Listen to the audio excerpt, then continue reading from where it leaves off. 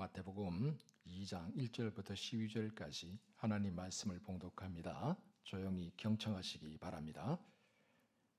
헤롯 왕 때에 예수께서 유대 베들레헴에서 나심에 동방으로부터 박사들이 예루살렘에 이르러 말하되 유대인의 왕으로 나시니가 어디 계시냐? 우리가 동방에서 그의 별을 보고 그에게 경배하러 왔노라 하니 헤롯 왕과 온 예루살렘이 듣고 소동한지라.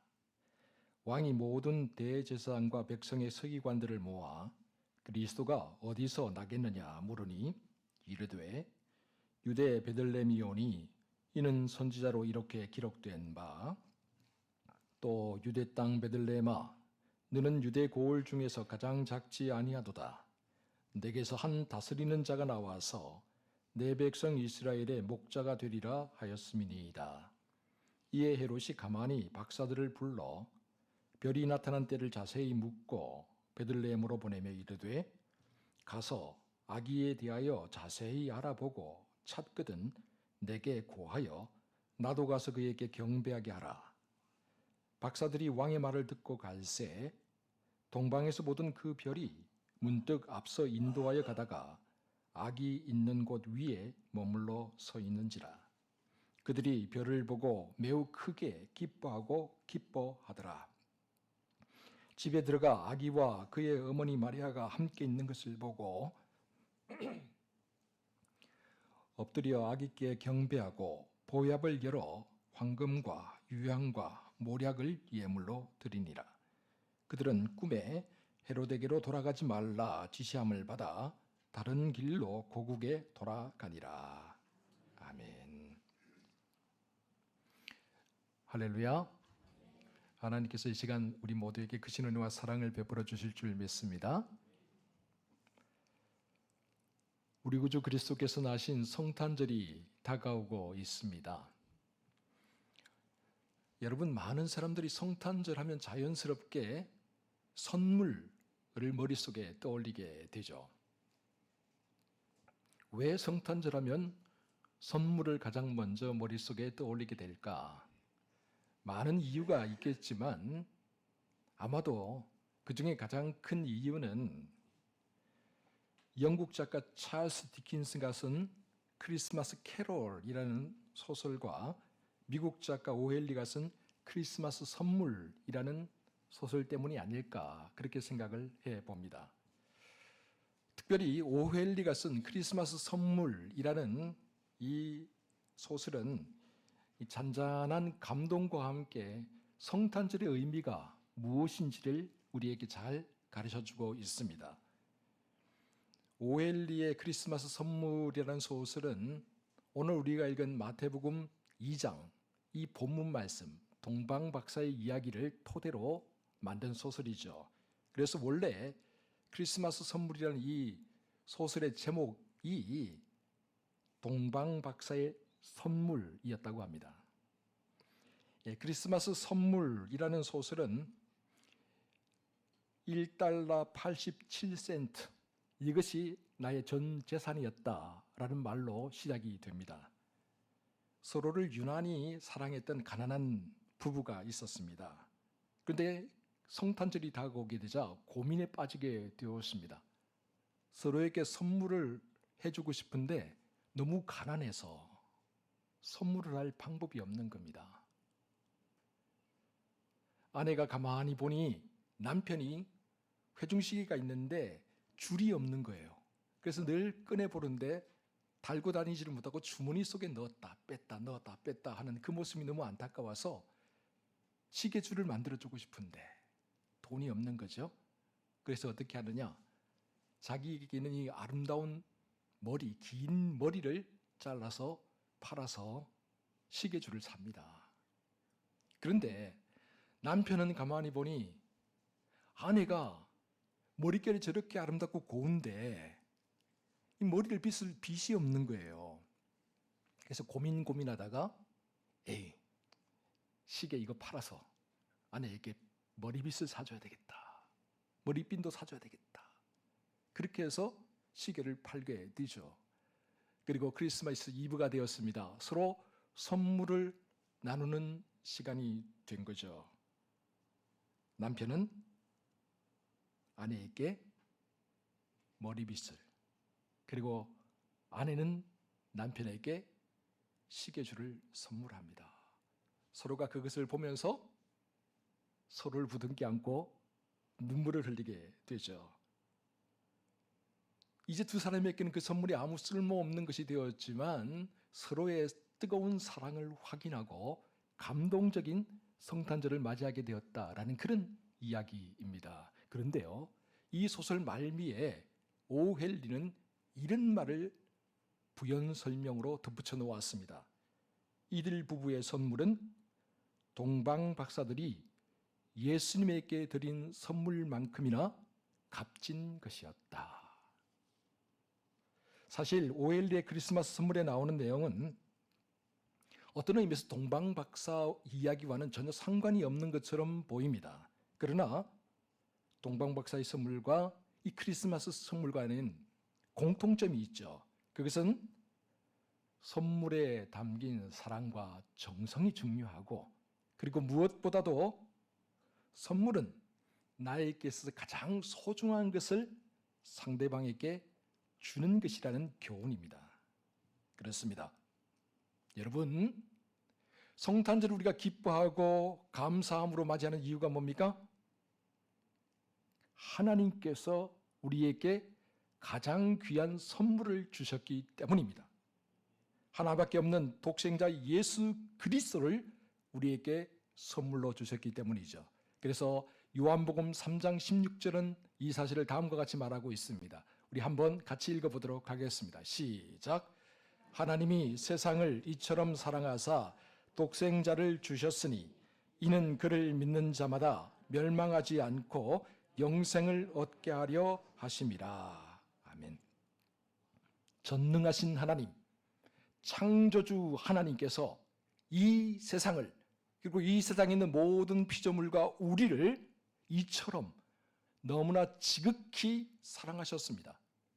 그래서 우리 하나님께서 우리에게 선물을 주셨는데 가장 귀한 선물, 독생자 예수 그리스도를 우리에게 선물로 주셨습니다. 인간의 몸을 입고 낮고 천한 이 땅에 친히 찾아오신 아기 예수님은 유대 땅 베들레헴의 한 마구간에서 탄생하셨습니다. 그리고 그때는 별이 정말 아름답게 빛나는 밤이었습니다. 본문 1절 우리 함께 읽어보도록 하겠습니다. 시작. 헤로드 왕 때에 예수께서 유대 베들레헴에서 나심에 동방으로부터 박사들이 예루살렘에 이르러 말하되. 아멘.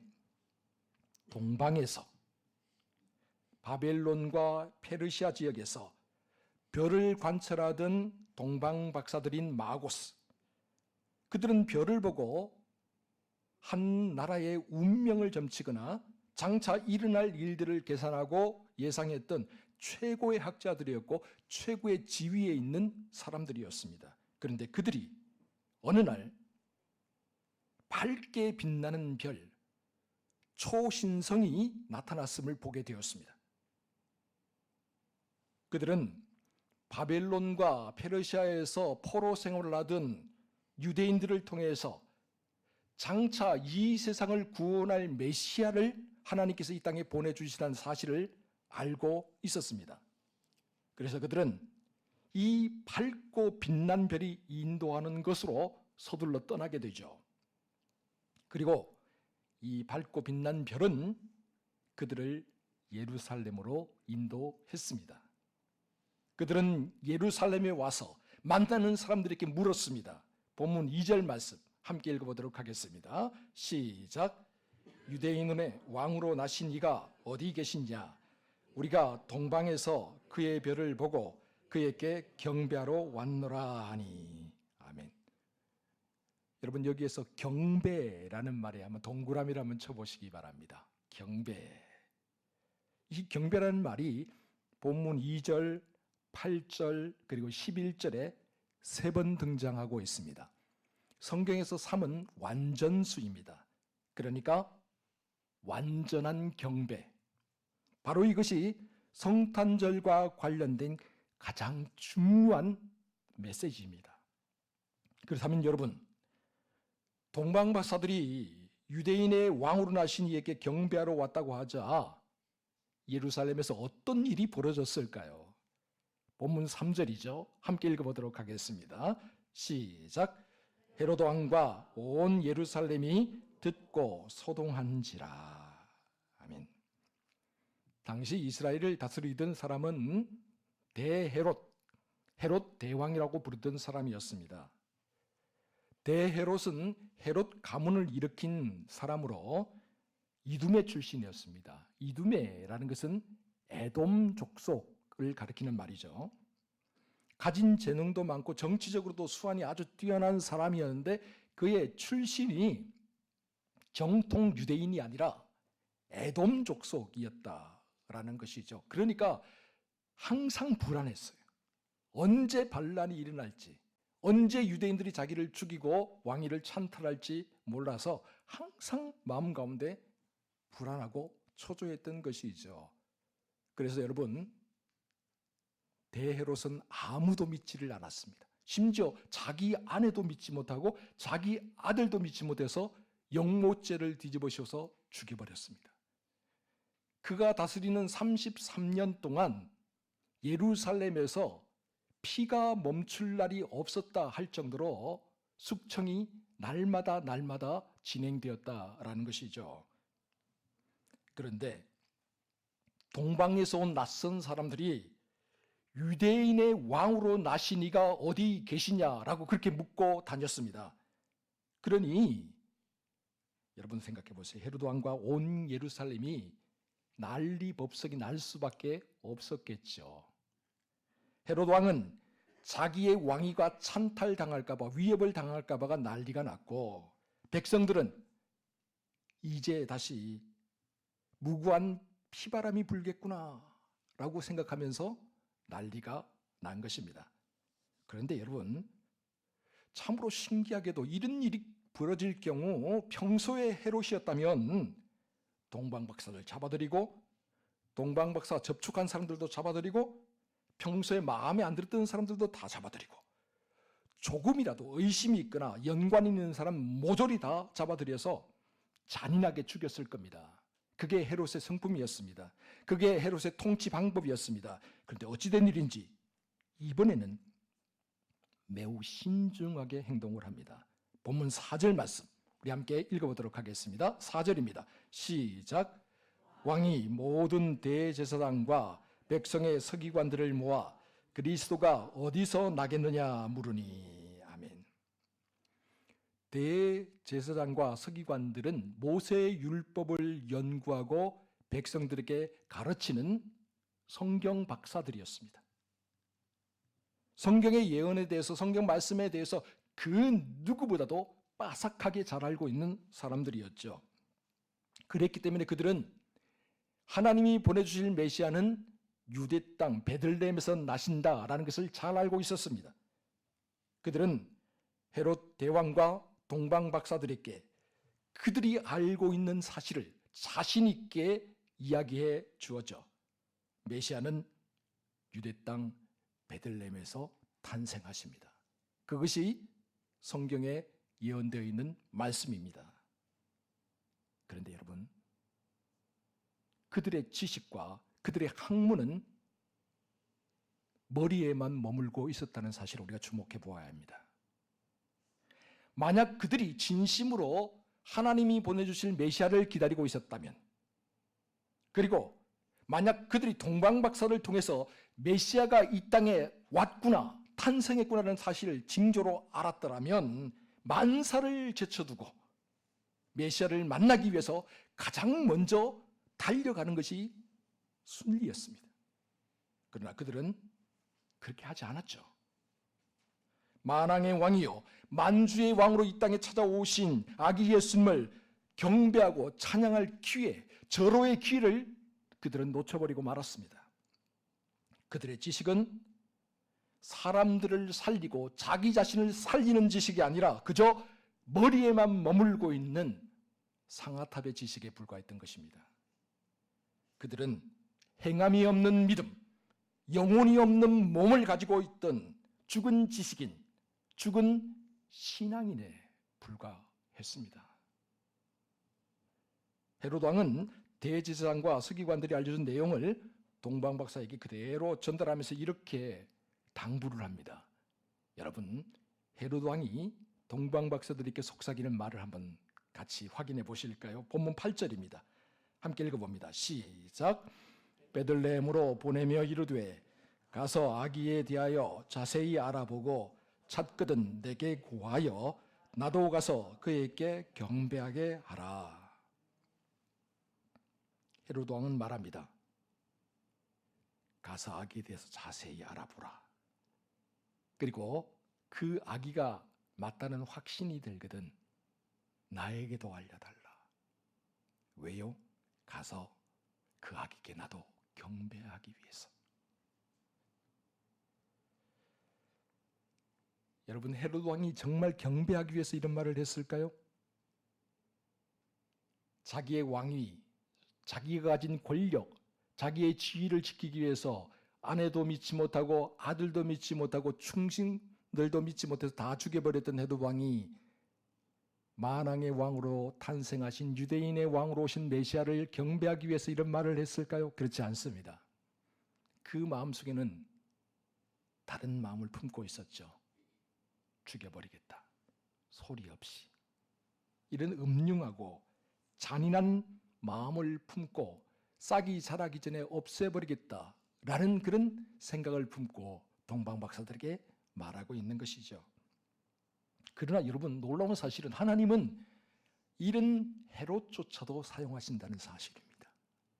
이런 음흉하고 잔혹한 헤롯 왕을 들어서 사용하셨고 동방박사들이 그들을 통해서 방황하지 않고 예수님께로 곧바로 갈 수 있는 길을 열게 하셨다는 사실이죠. 악한 헤롯의 모든 꾀를 오히려 적절하게 사용하십니다. 그래서 잠언 16장 4절은 이렇게 말을 하고 있습니다. 우리 잠언 16장 4절 말씀을 함께 읽어보겠습니다. 시작. 여호와께서 온갖 것을 그 쓰임에 적당하게 지으셨나니 악인도 악한 날에 적당하게 하셨느니라. 아멘. 성경은 말합니다. 악인도 악한 날에 적당하게 쓰임을 받는다. 그러고 보면 우리 하나님의 계획과 섭리는 참으로 놀랍습니다. 우리의 생각으로는 이해할 수가 없어요. 하나님이 하는 일의 시종을 우리가 다 헤아릴 수가 없는 거죠. 그런데 중요한 것은 하나님의 크신 계획과 섭리 안에서 모든 것이 합력하여 선을 이루더라는 것이죠. 헤롯 왕이 알려준 대로 동방 박사들은 예루살렘에서 베들레헴을 향해서 나아갑니다. 그런데 또 놀랍게도 동방에서부터 박사들의 발걸음을 인도했던 그 별이 다시 나타났습니다. 밝고 빛난 별이 나타나서 박사들의 가는 길을 또다시 인도하기 시작합니다. 본문 9절 함께 읽어보도록 하겠습니다. 9절입니다. 시작. 박사들이 왕의 말을 듣고 갈새 동방에서 보던 그 별이 문득 앞서 인도하여 가다가 악이 있는 곳 위에 머물러 서 있는지라. 아멘. 여러분, 별이 사람의 가는 길을 인도한다. 이런 일이 있을 수 있을까요? 여러분 믿을 수 있습니까?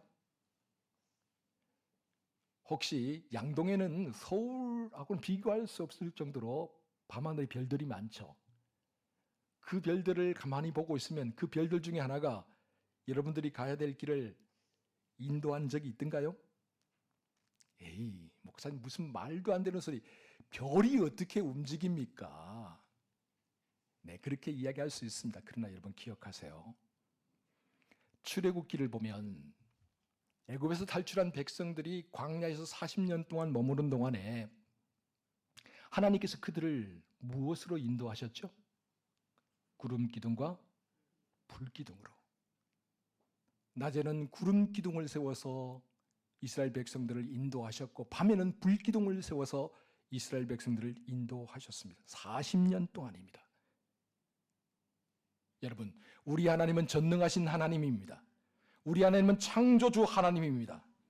그렇기 때문에 우리 하나님에게 능치 못할 일이 없음을 믿으시기 바랍니다. 출애굽 40년 동안 불기둥으로 구름 기둥으로 이스라엘 백성들을 인도하셨던 하나님께서 아기 예수님께서 탄생하셨을 때에 초신성하던 별로 동방박사들의 발걸음을 인도하셨음을 믿으시기 바랍니다. 전능하신 하나님, 창조주 하나님께서 하시고자 하면 막을 사람이 없습니다. 하나님이 한번 문을 닫으면 열 자가 없고 하나님이 한번 문을 열면 닫을 자가 없음을 믿으시기 바랍니다.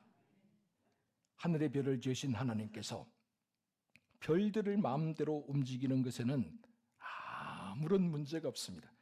아무런 제약이 없습니다. 또한 아무런 방해와 간섭도 있을 수 없습니다. 이것은 단지 하나님의 의지이고 하나님의 행하심입니다. 하늘에 밝고 빛난 별은 아기 예수님께서 누워 계신 베들레헴 마구간 위에서 딱 멈춰 섰습니다. 동방박사들이 이를 보고 기뻐하며 그 마구간으로 들어갑니다. 그리고 말구 위에 누워 계신 아기 예수님을 보고 경배합니다.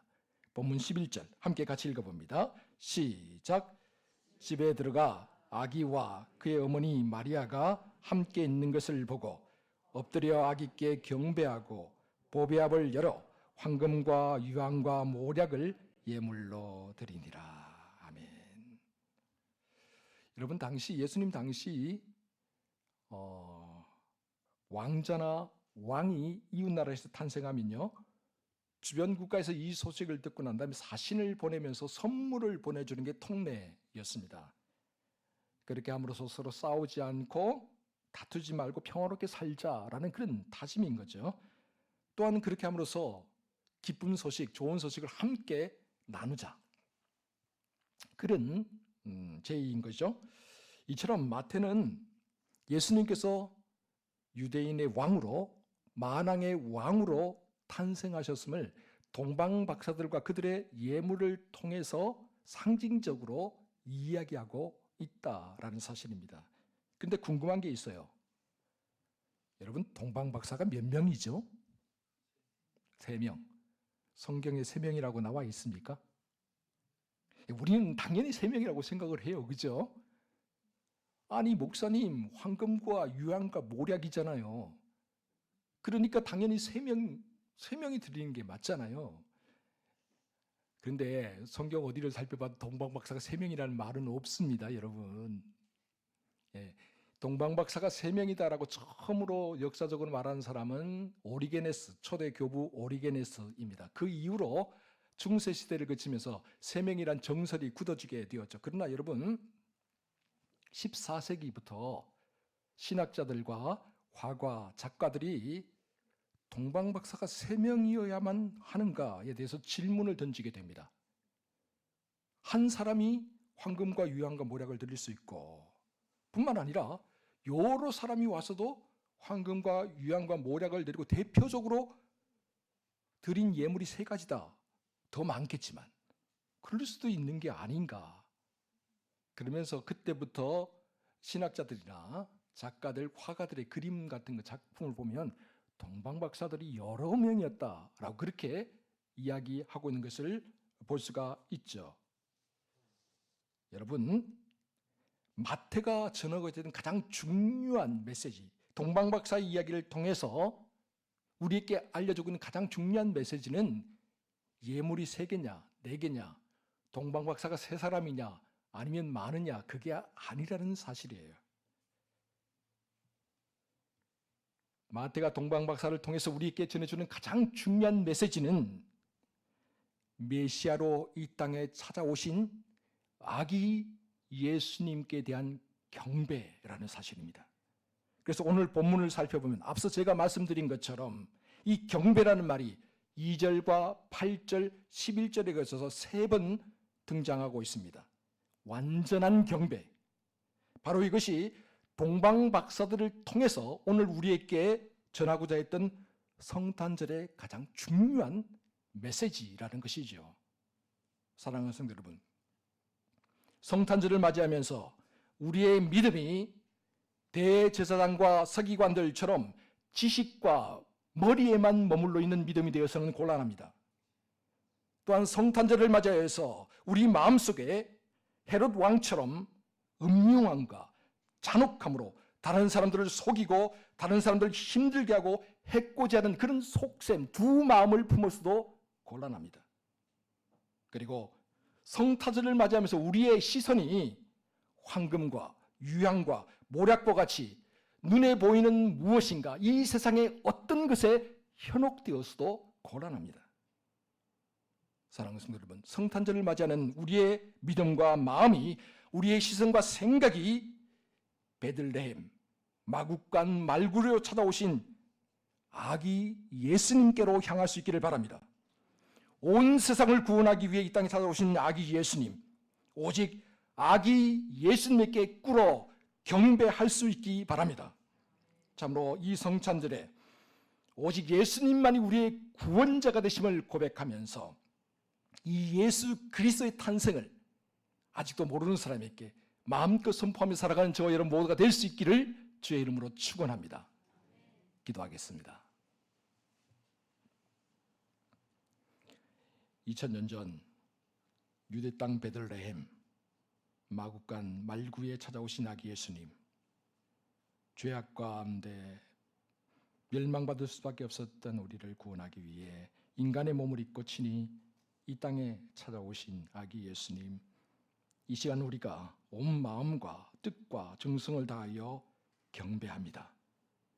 저 멀리 동방에서부터 밝고 빛난 별의 인도를 따라 베들레헴으로 찾아와서 아기 예수님께 꿇어 엎드려 경배하였던 동방 박사들처럼 오늘 우리도 정성을 다하여 기쁘고 즐거운 마음으로, 감사하고 감격하는 마음으로 경배드리오니 주여 우리가 드리는 경배를 받아 주시옵소서. 그리고 이제 이 경배의 감격과 감사를 가지고 세상을 향해 나아가 우리를 구원하기 위해 찾아오신 아기 예수님을 전하며 살게 하여 주옵소서. 우리의 믿음이 단지 머리와 지식에만 갇혀있는 믿음이 아니라 행함과 실천으로 나타나는 살아있는 믿음이 되게 하여 주시옵소서. 이 모든 말씀을 우리 구주 예수 그리스도의 이름으로 간절히 기도하옵나이다. 아멘.